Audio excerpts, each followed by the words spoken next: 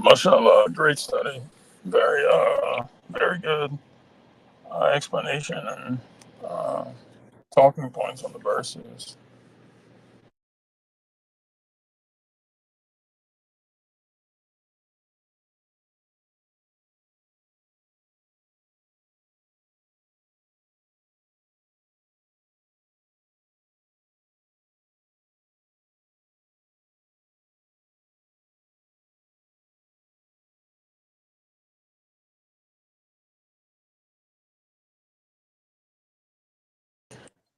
Yeah, it's interesting, how the verse where you don't owe these people support until they immigrate with you, but you can still help them as brethren in faith. But if you have a peace treaty signed with another group of people, you don't owe them support against these people until they immigrate with you. Right. And this shows the importance of your agreements. hmm Yeah, yeah, yeah. Right, exactly. The agreements are very important.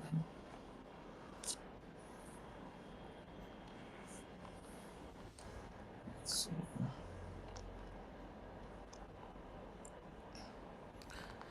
Yeah, I read this saying the other day. Someone had posted, I think, on social media. I mean, of course, it's not from Quran, but when you think about it in uh, in light of the Quran, like it makes a lot of sense. It said something like, the only two things that keep a friendship together are one, mutual respect, and second is trust, right? And so if you're Mhm. if you break your agreements with these people, you don't have any trust. Obviously, it's a sign of disrespect as well, because you don't care you made an agreement with someone, and so you're Right. violating that, right? And so at that time, uh, it proves that these people are betrayers. Yeah, it's important that these points because it in the bigger light too, like when we make covenants, our original covenant with God, and I mean it's like I guess smaller reflection on how important keeping agreements, even our initial agreement when we came to this world to worship God alone. So especially when we're around other believers, and when we take their word for things, and even I mean just even giving the impression and saying one thing, and you come to an understanding, and then that trust is broken. You know, Hmm. it's broken, it's violated, and yeah, I mean there is a sense of betrayal here for Hmm. sure, and and it's not like you're doing it to just some friend or acquaintance. I mean Hmm. you're it's other submitters, so Hmm. it's not something that should really be taken lightly. Hmm.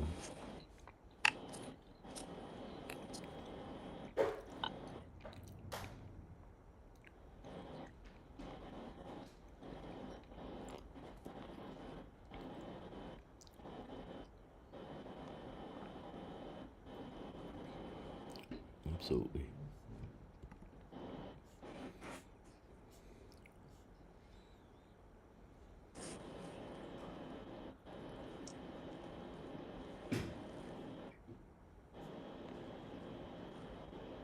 I heard the cats. You did? Well, I think towards the beginning of the study, I Uh, heard. I heard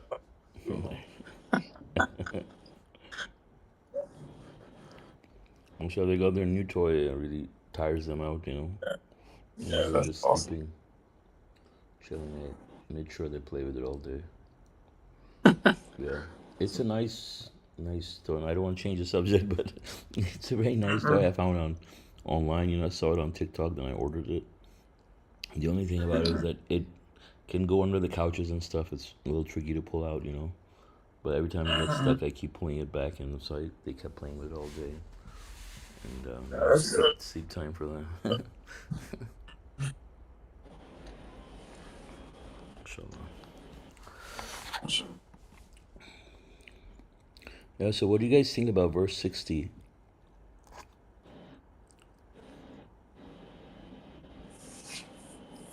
Verse 60. You shall be prepared. Brother Jaffer, I think Brother Jaffer. Oh, he had a comment. Let me. Oh, sorry. No, I think Should read the he had comments. to read or something. Oh, you I have to think he read. was, yeah, he had joined, but I think he's, Assalamu alaikum, Brother brother. Chris.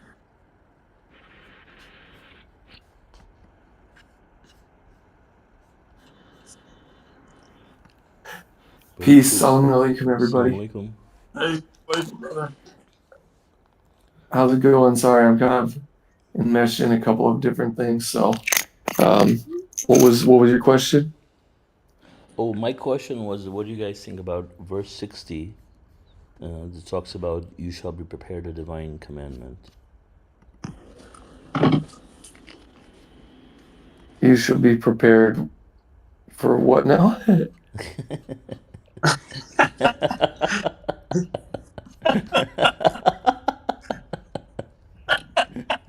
Sorry, man. It was just the way you asked it. For what now? Sorry, I kind of get involved in a lot of online studies, and sometimes, well, right now I'm in a master's program for teaching English as a second language, and so Mhm.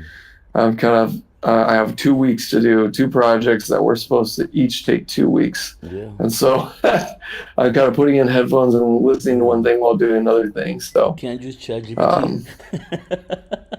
I did just do that actually. I used AI to write 3 prompts, and I tried really hard not to like cheat. You know what I mean? But what happened was that I got all the sources using AI.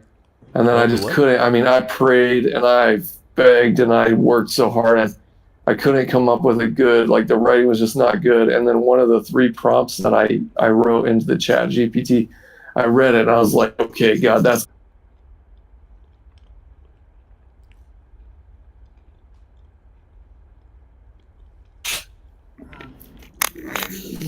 Oh, sorry, my reception is not so good right now, I think.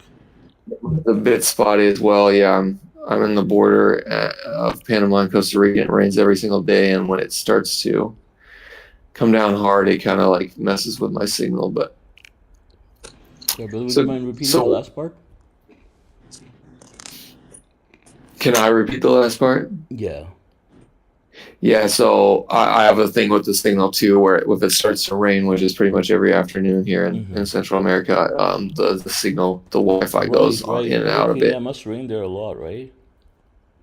Yeah, they only have 2 seasons here, and they call the dry season winter. And so from like December to like March, you get less rain, and that's the only change that you see in the seasons. Oh, wow. Yeah, I appreciate it. I mean, I feel like rain every day. I've been experimenting with traveling. I've been here for a whole year. I got my residency, and then 1 year to the day, I started traveling a little bit, just like because I didn't even visit the beach. It was just all business for one whole year. But now that I have my residency, I've been inspired to go around a little bit, and now I see the rain. When you're used to it, it's one thing, but when you're traveling, it's a little inconvenient. So.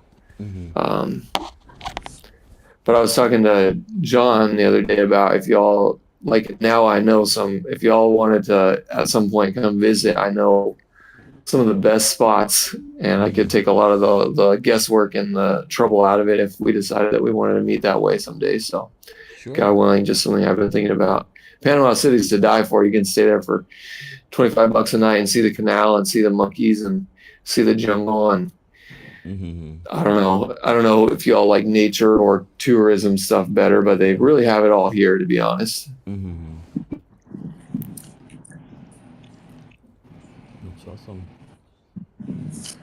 Well, and speaking of preparation, if you wanted to like start a life where you were living outside of like, I don't know. I know some people who bought property out here as a community, and they're like farming it, and they have wells and they have waterfalls, and it's kind of a paradise. Uh-huh. It's a bit out of my league on my own, but I've Mm-hmm. wondered what my destiny is here because I was very inspired to be here. I put Mm-hmm. thousands of dollars and lots of effort into it, and I've always wondered if some submitters would join me here someday. But I'm open to doing whatever God gives me. Maybe I'm just here to be tested or something. I don't know, but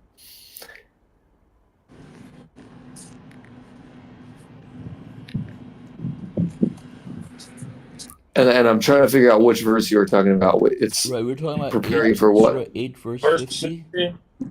Yeah, it says the subtitle says you shall be prepared, colon, a divine commandment. You shall prepare for them all the power you can muster and all the equipment you can mobilize that you may frighten the enemies of God, your enemies, as well as others who are not known to you. God knows them. Whatever you spend in the cause of God will be repaid to you generously without the least injustice. Well, that's interesting that you say that because I think a lot about preparedness, and I think about being prepared for retribution that's not limited to the evildoers, which is another preparation commandment. Um, I guess that's part of why I thought about maybe living in Central America full time is because I felt like, well, like even like I hate to get all personal. Is this still being recorded, or are we on No, the we aftermath? are we are being streamed right now, brother, on Facebook and YouTube. So, Okay. Well, I'm not afraid to say it, but it's kind of dark. uh-huh. But I had a family member die from cancer, and I have my own problems. Uh-huh. And I was inspired that part of giving up idolatry for me might be going as far away from things that we're finding out are toxic. Things like I don't know. I just felt like nature was part of my destiny, but I also believe submission is part of my destiny. So I'm trying to figure that out. You know what I mean? Mm-hmm. I just know that Yeah. everything told me to be in Central America, and I don't know how long I'll be here, but I have wondered if other submitters could join me here in a more like a preparing for a world where we're not dependent on certain things like I don't know the Mm-hmm. grid or Donald Right. Trump. You know what I mean? Yeah. I mean, you can still have that out here in America, Yeah. and I mean, you have a lot of, I mean, it's all good. It's the same. People have a lot of amazing opportunities, especially kind of where we are too in this northern part, of the United States. But Mm-hmm. uh, also too, we have to be. I'm not saying you were doing this, but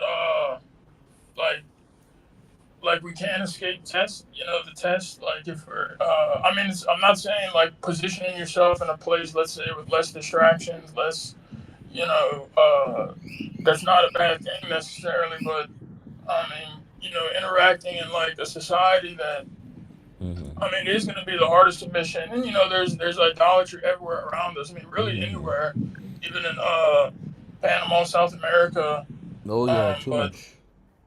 yeah, yeah. Yeah. But there's more submitters. There's a I lot of isn't that submitters the up, biggest statue of Jesus in like one of those countries? right? Like Brazil, I think, or Rio de Yeah. Janeiro, Yeah, I mean the thing is like, like or obviously, also like hermetism is also condemned in that sense, right? Because one could become a hermit, on a more extreme end, so that they don't have to like deal with all of these things, right? But God put us in a society where all I mean in the world in general where we God has designed the world in such a way that you can't escape it. Even if you try it, for example, like you can run to the most remote part of this world, right? But then you still have to fight something, which let's say your ego, right? And you still have to, fight in your brain, for example, from other things that could become your god, right? Whether it's money or a good life or anything, right, for that matter. So the thing is, the idea is not to, I think, as to me, as Brother John said, like not to run away from these challenges, but to face them head on. And these are tests, right? And we have to pass the tests. Um, but in this case, like when we're talking about, for example, immigration, in context of the verses we're talking about living in a society where you're not able to practice your religion freely, and where you would be persecuted and killed, right? And thank God, I mean, we're living in a country where we're able to practice our religion freely, and God has given us so many blessings. Despite like people like Donald Trump or whatever, I mean, they can't take away what God has given us. And eventually, I mean, this is a bubble that's eventually going to burst, sooner or later. But the thing is that God has given us a lot of blessings, and we know from the Quran and from the Messenger of the Covenant, that submission is going to prevail in this world very soon, and we know that the United States is going to become the heart of Islam, right? The heart of submission is the United States, where thrive more than anywhere else in the world, and it's going to spread from there everywhere else, right? So, but there are other countries, for example, where people are really oppressed to the point, like say in the Middle East, where if you say anything about submission, you would go to prison, like many countries in Asia too. Like I come from Pakistan, right?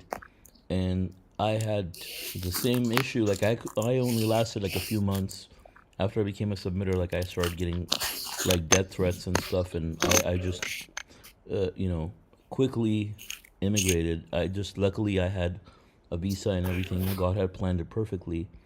But the thing is, like, we're living in a country where being in other countries obviously allows me I mean makes me more appreciative to be where I am now. I mean, now when I say where I'm now, I'm actually not even in the U.S. right now, but I mean the fact that I live in the U.S. I'm traveling at the moment though, but I mean it's a real blessing to be in the United States. I mean, I know that there are factors in the society, but I think that you can't find a perfect society anywhere. And we just in life you just have to make the best out of what you have, and opportunities that exist around you. So I mean, if you for you, like, I would say, like, for someone, like, everybody has different circumstances, and if you see opportunities around you that you think that you are you know your best choice would be to live in where you are, then maybe there's nothing wrong with that, right? Likewise, someone who may be living in the U.S. or some other country where we may see a lot of bad things around us, like we talked about, beware of the retribution that may not be limited to the evildoers among you. So let's talk about that, because you touched on it, and I think that's a good question, right? So let's say you live in a society where there's homosexuality being practiced. Now I know there's submitters that live in the San Francisco Bay Area. I myself lived there for quite some time. I lived in San Jose area and other parts of the Bay Area, and I never had any problems like that, because people are allowed to practice their religion freely, right? And so if someone is a homosexual, for example, they're allowed to be a disbeliever, a sinner that they want to be. They're not, at least they're not being forced to become righteous, for the fear of the government or anything like that. If anybody does decide to do that, that would be for the only, based on. Sorry, can I hear a lot of background noise. Can you mute your Uh, microphone? Chris, I think there's background. Yes. Oh, sorry. Am I not Yes. on? I was getting so used to my signal being weak that. No problem. Hold on. So, Sorry about that. yeah. So where was I? I was. Just about San Francisco Yeah, and yeah. So I mean, people. like, at the same time, these people are. Thank you. At the same time, these people are not being forced, by the government or something, to be straight. If anybody is doing it, it's based on their fear of God and righteousness. Yeah, at the same time, there's nothing stopping us from practicing our religion and professing our belief. So let's say, if that doesn't mean that it's prohibited for us to live in a society where homosexuality is present, right? Right now, it's present in most Western countries. Even in other countries that are not Western, like it's still quite prevalent, in a lot of countries, even though it may not be like officially recognized and whatever, but it's there in every society more or less. And our responsibility in those situations is to not be quiet about it. Like, you let these people know if you encounter them in your life that this is wrong. And the messenger talks about, for example, how you talk these people out of it, right? So if I come across a person who's a homosexual, my like, obviously I'm not gonna preach to someone where, let's say